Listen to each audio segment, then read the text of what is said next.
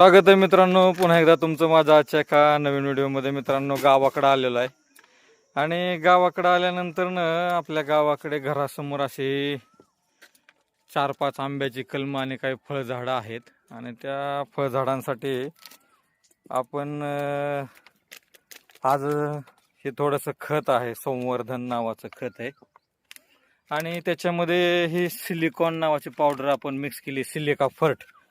हे सगळे एकत्रित करून आपण ह्या सगळ्या झाडांना आज खत देणार आहे. आणि इकडे जे आहे या बकेटमध्ये 15 लिटर पाण्यामध्ये आपण साधारणपणे हे 20 ml लिक्विड कॉम्बिफर्ट मायक्रोन्यूट्रिएंट घेतलेलं आहे आणि हे खत दिल्यानंतर आपण 1 लिटर पाणी साधारणपणे ह्या आपल्या कलमांना देणार आहोत. चला, आळं करून घेतलेलं आहे आणि छान असं सुंदर असं हे कलम या ठिकाणी वाढलेलं आहे.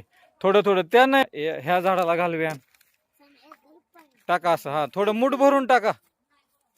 हे एक शेवग्याचं झाड आहे, अतिशय चांगल्या शेवग्याचं हे रोप आहे. इकडं एक आंब्याचं झाड आहे, याला पण आपण आळं केलंय. हा, एक मग्गा 2 मग्गे पाणी व झाडाला त्या. ओके, हे मायक्रोन्यूट्रिएंटचं स्लरी आपण ह्या झाडांना देतोय आणि ही मुलं आता ह्या झाडांना खत द्यायला सुरुवात केलेली आहे. अशा पद्धतीने या ठिकाणी खत घालतायत. हा, नारळाला थोडं जास्त घालूया खत. ह्या तुला नारळ पाणी भविष्यात हे झाड देऊ शकतं, नारळ पाणी मिळेल. एक मूठ घाल अजून. हा, इकडं असं ह्या आळ्याच्या बाजूने इकडून घाल घाल असं, हा असं घाल खत अजून. ओके, मध्ये नाही, खोडाव नाही टाकायचं, बाजूला टाकायचं. सानू घातलं का ह्या झाडाला? अरे वा, ह्या झाडाला सुद्धा सानूने खत दिलेलं आहे आणि फ्युचर मध्ये हे झाड मोठं होईल आणि नक्कीच याचा फायदा आपल्याला होईल. सगळ्या झाडांना टाका हे खत. हे राहिलेले खत सगळ्यांना अजून परत एकदा टाका. बस बस, एक मूठच टाका. कडीपत्त्याला घाल थोडं सानू. हा बस, कडीपत्त्याला घाल. इथं बाजूला टाका, खोडा नका टाकू. विहान बाजूला आळं केलंय ना, तिथं नाही, इथं लांब टाकायचं असतं खत. त्याची मुळं इथं असते, इथं मुळ येतं त्याचं. इथं टाकायचं, हा साईडने. इकडे घाल आता. परी, ही परीने मायक्रोन्यूट्रिएंटची स्लरी देण्याचं काम चालू केलेलं आहे. परी, या झाडांना दे थोडं पाणी स्लरीचं. सानू, त्यात पुढच्याला थोडं जास्त घाल आणि मग इकडे कडीपत्त्याला वगैरे घाल. हा, हे विहान असे अतिशय चांगल्या पद्धतीने खत घालतोय, गोल रिंग पद्धतीने त्याने आंब्याच्या झाडाला खत दिलेलं आहे. सानू सुद्धा अतिशय चांगल्या पद्धतीने ह्या आंब्याच्या झाडाला खत देते.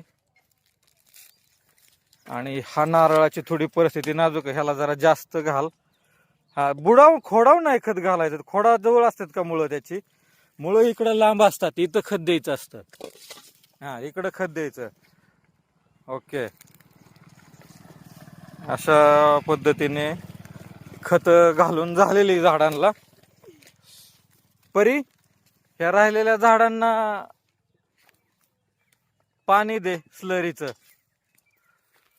ओके, आणि सुंदर असा सायंकाळ या ठिकाणी होते. छान निसर्गरम्य असं वातावरण आहे आणि या वातावरणामध्ये उष्णता खूप आहे, पण संध्याकाळी ठीकठाक वातावरण आहे, थंड वातावरण आहे.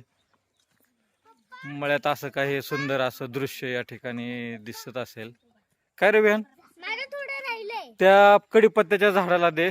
पोहे खायला तुम्हाला कडीपत्ता होतो. लिंबूचं एक झाड या ठिकाणी लावायला पाहिजे बरं का, पण लिंबूचं झाड लावूया आपण. एखादं रोप आणून लिंबूचं झाड लावू आपण. Okay, good bye.